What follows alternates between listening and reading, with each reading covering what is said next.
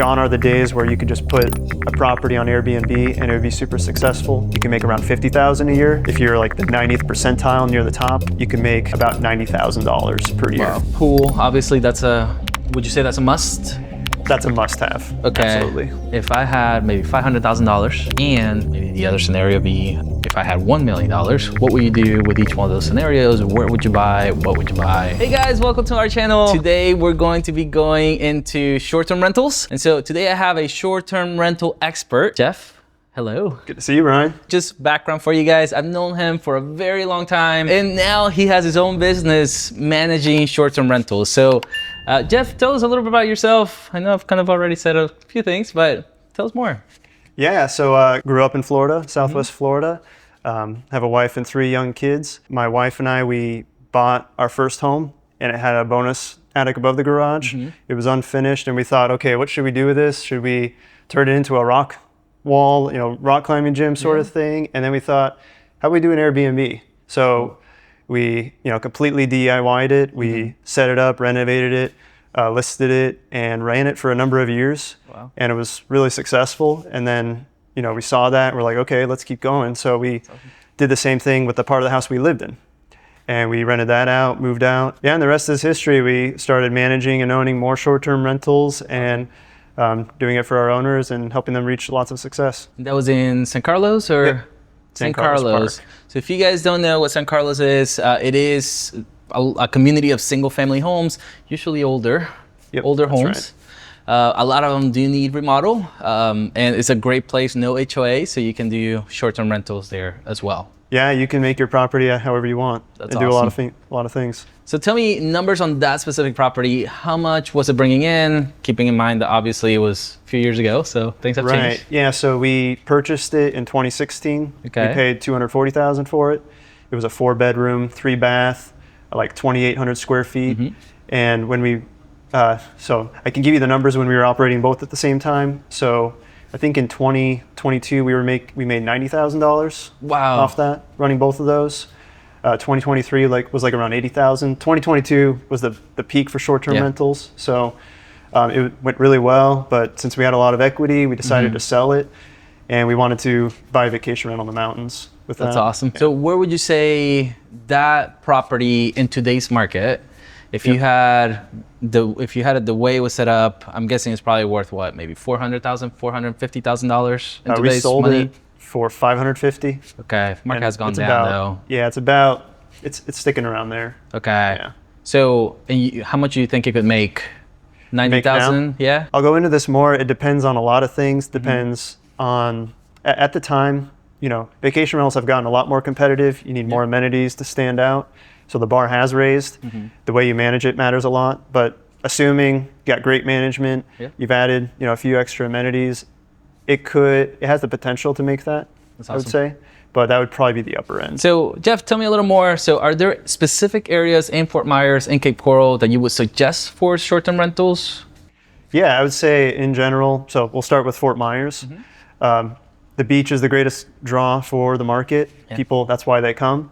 So the closer you are to the beach, the better. Usually that Iona area of Fort Myers is really good. Also around McGregor Boulevard, you're by, the river. You can easily get to Cape Coral. Downtown Fort Myers is another great location. That's awesome. So those would be the general spots you'd want to stay. Now for Cape Coral, the rentals that perform the best, they're in the South Cape.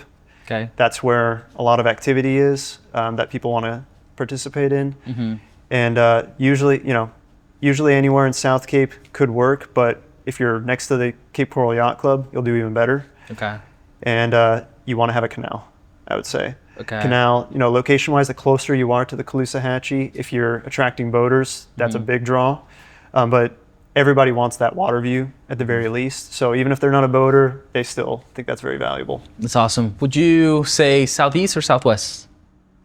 I would go southeast, but southwest, it does pretty well there too. Okay. Yeah. There's newer homes in southwest. So that's another thing I was going to talk about. The quality of the home matters a lot. So newer builds, they perform a lot better, 2000s up until today. Okay. When you get older, it's just the architecture of it is just not quite what people are looking for. Okay. And they're usually more updated. So as we're talking about Cape Coral, Cape Coral is having the most canals, right? In any other city. Canal City. Yeah, like here in the US, a lot of people do like that golf access. So does it make sense if you're looking at short-term rentals to think maybe golf access or not really? What are your thoughts? Yeah, so golf access, I mean, it's kind of table stakes in Cape Coral. Almost every home has it. It kind of goes the same with a pool. I would say golf access, it does matter a lot, but if you're providing lots of different unique amenities to your target guests that they care more about, the golf access might not be as important, and it kind of shifts that weight, so to speak. So say like you're appealing to like a group of guys going for a golf trip. Say you have a golf simulator in the garage or a putting green. Not having golf access, to them, that might be more valuable. But you got to figure out, do I have enough? Can I attract enough of those groups to really make that move? So, there's a lot of different things you can pull to make that work. But by and large, having golf access, having a pool, that's a really good place to start. Okay, so I guess to reply to that, golf access. I mean, usually in Cape Coral, you're looking at maybe at least $200,000 difference in price. Do you think those $200,000 are better spent on golf access, or would you say those $200 are better spent maybe on amenities? Yeah, thank you for sharing that. I didn't know it was that big of a difference in terms of price. It depends if you have a backyard. Something that, a great way to stand out. People, when they come to a vacation rental, they want to be outside. They want really cool amenities outside. So if you have a backyard that can kind of be a blank slate, you can add in, say, a little putting green. If you have a lot, if it's $200,000 we're talking about, some people put in a pickleball court. People love that. That's a huge revenue driver. You could also look at, people, with a resort backyard, you can stack these things on top of each other. So that, if you're going that direction, that could be a really great move. And it would stand out, especially in this market. So yeah, there's different strategies that you can use. That's awesome. As I hear amenities, I'm hearing pickleball courts. I'm hearing golf simulator. Pool, obviously would you say that's a must?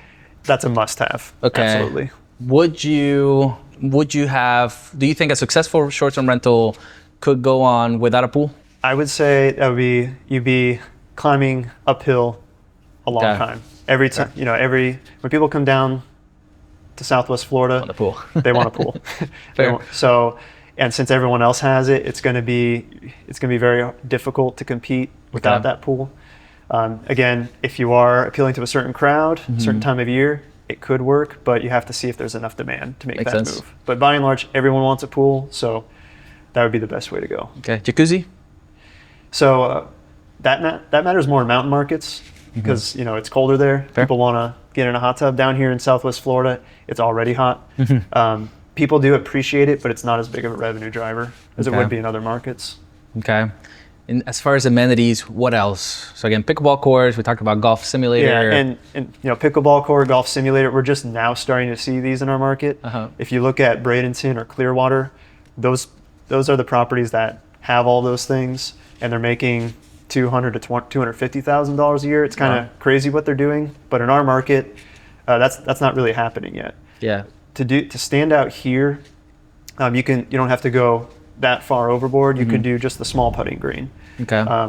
It could be a frisbee golf disc net, so to speak. A little small course if you have the grounds. Something like that really gets them outside, gets them having fun, and looks great in that one key shot that you have. That's for awesome. Listing. As we're thinking about short-term rentals, a lot of people do like HOAs, and some people have asked me, even clients, right, that are thinking about Southwest Florida.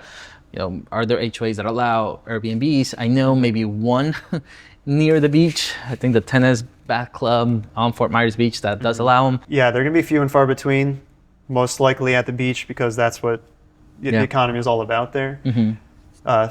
Communities like Paseo, Veranda, they do 30-night minimum stays, so like a midterm stay. But by and large, they don't allow short-term rentals. And even the ones that do, you got to be careful because if they have one bad experience with a short-term rental, they often switch the rules right away. Right. To a long, 30-night minimum, 1-year lease. I've seen that firsthand, not with properties that I manage, but the neighborhood that I'm in, they actually did that. That's rough. Yeah, That's so you got to be rough. careful.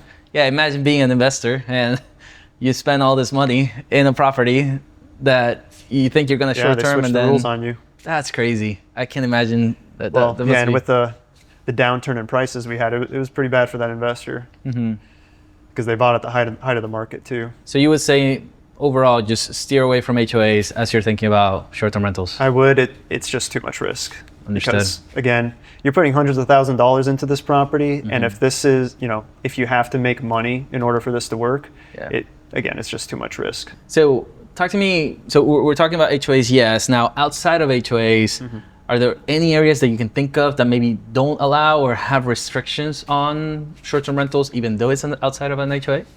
So yeah, if you look at Cape Coral, you need a permit to operate in Cape Coral.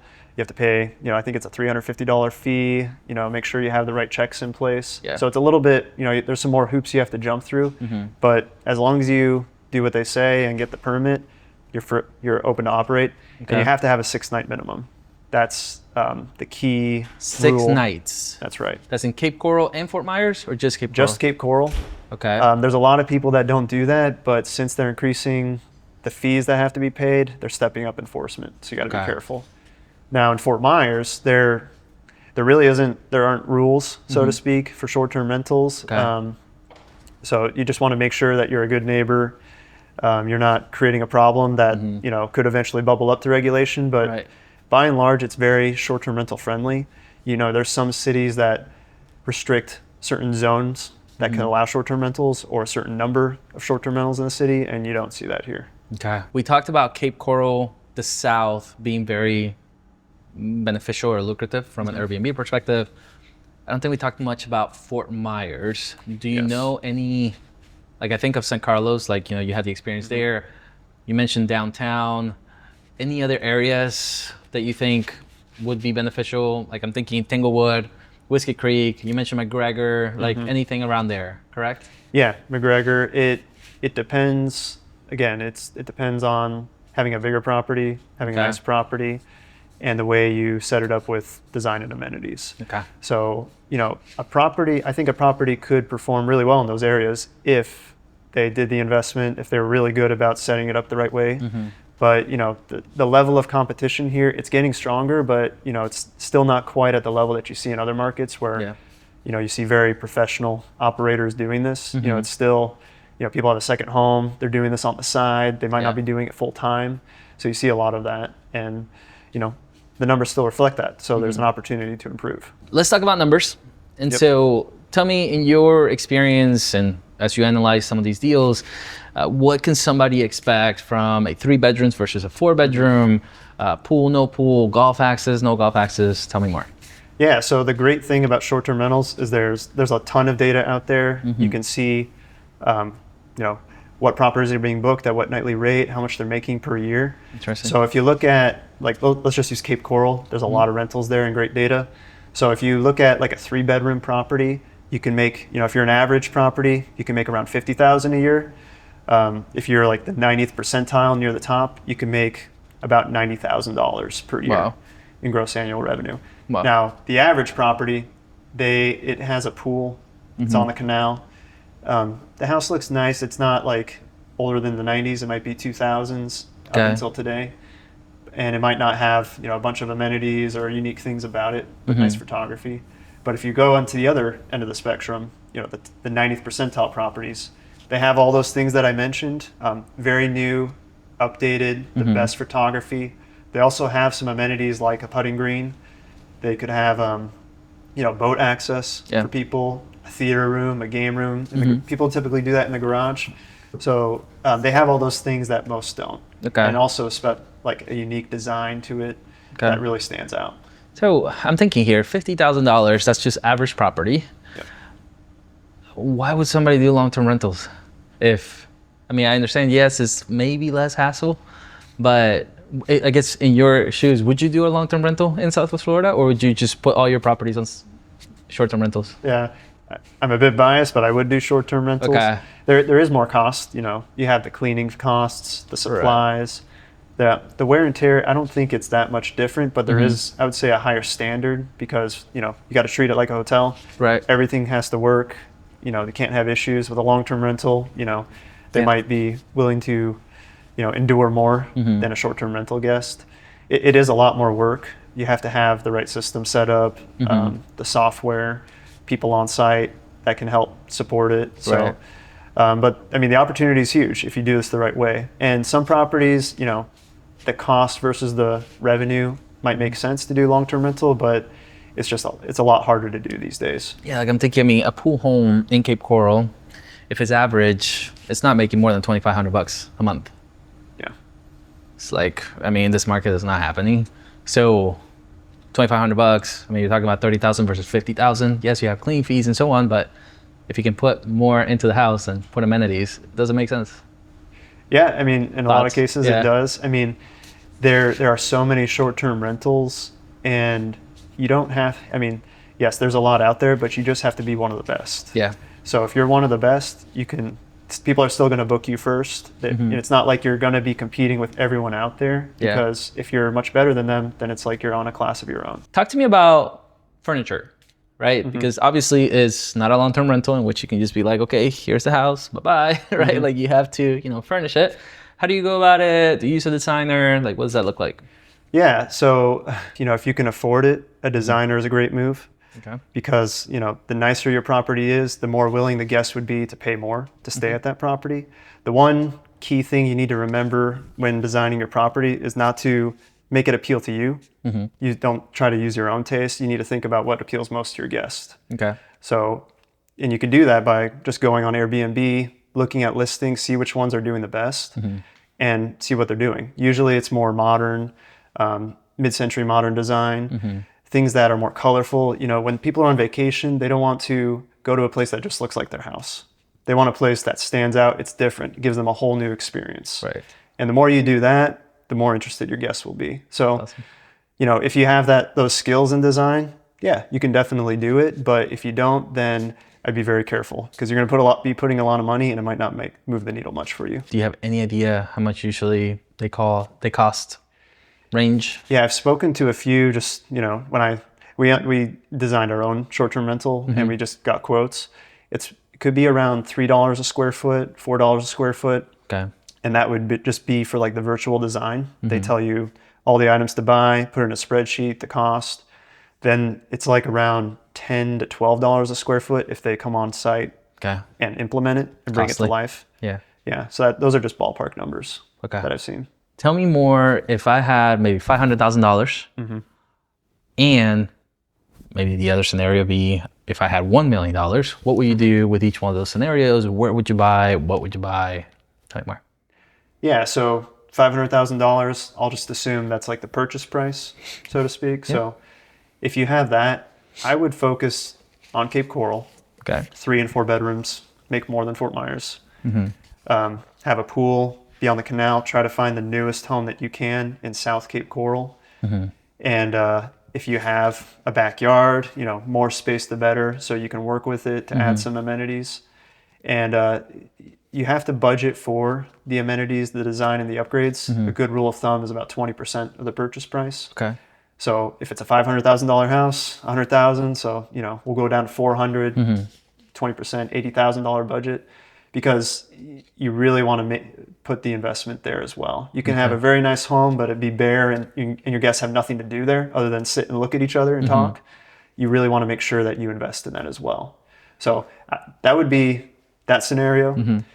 For $1 million, I would say at least a 5 or 6 bedroom home with a pool and waterfront view. Okay. So not just the canal, but if you can get Caloosahatchee views or lake views, more open water, the better. That just photographs really well, and that's what guests want. A trade-off you could make for the waterfront view would be have more land outside.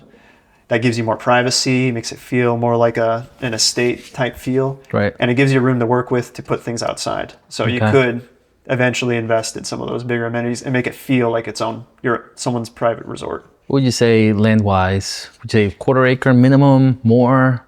Guests want to feel like they're in a private place during their stay. So they don't want to just be hearing and seeing the neighbor all the time. Right. They don't want to hear the noise next door or across the canal. So just be aware of those things. I wouldn't give it like a specific acreage, but I would just say more the better. And if you have more trees and foliage, that's great too. That could be a good trade-off than having more land. So as we mentioned earlier in the video, Jeff does own his own short-term rental company. So Jeff, tell us more about your company. Like if somebody that's watching the video would like a property manager to manage their short-term rentals, how do y'all work? What's that look like? How much do they need to pay, et cetera, et cetera? Our 3 main goals are to increase the amount of money you make, protect your property, and deliver 5-star stays. So those are the 3 things that we're really driving toward in everything we do. So by working with us, the first thing we would do, we would give you a projection of what your property can make as a short-term rental, just based on the way it is, assuming you're doing the right things to get it set up. And then we would do an on-site visit, take an inventory of what you have, give you a list of the items you need to buy or things you need to take care of or update to get it ready. We set up the listings online and we just take it from there, help with the photography and launch. We take care of anything guest related. You have the ability to see guest messages. Since we'll be using your profile, you get to keep your reviews if for some reason we part ways, so it's not like everything banks on us. Fair. A lot of owners appreciate that, but we're really owner focused. We want to collaborate with you on this journey, and we work with you one-on-one. So if you have a question, you call me, you'll reach me or my wife, and your guests will reach me or my wife 24/7. So to close off, one last question. If you had one thing to say to somebody that's maybe purchasing their first short-term rental, what would you say to them? Yeah, you really need to think of this as it's a business strategy, a business decision. You need to make sure that you're going about it in the right way. Gone are the days where you could just put a property on Airbnb and it would be super successful. Yeah. Interest rates are high, property values are expensive, there's a lot more competition. So just make sure that you know the kind of property your guests want and that there's enough demand for that. Again, I said there's a lot of data online that could show you how much a property is making, and put all the numbers out in advance. Know exactly what you're budgeting for, your design and amenities, your upgrades. Give some buffer so that if this is truly an investment, you make sure you get the return you want. If it's a second home, you're making sure that it's covering the expenses that you want to cover. Because if you don't do that planning in advance, you can have a scary surprise for a lot of people. A lot of people, they just go right into this and don't do that, and then they're stuck in a situation that could be very difficult to get out of. Well, Jeff, thank you so much. I appreciate your time. Yeah, absolutely. And thanks for having me. Thank you. And yeah, again, if you like this video or if you enjoyed this video, follow us for more, subscribe, like. We'll see you in the next one.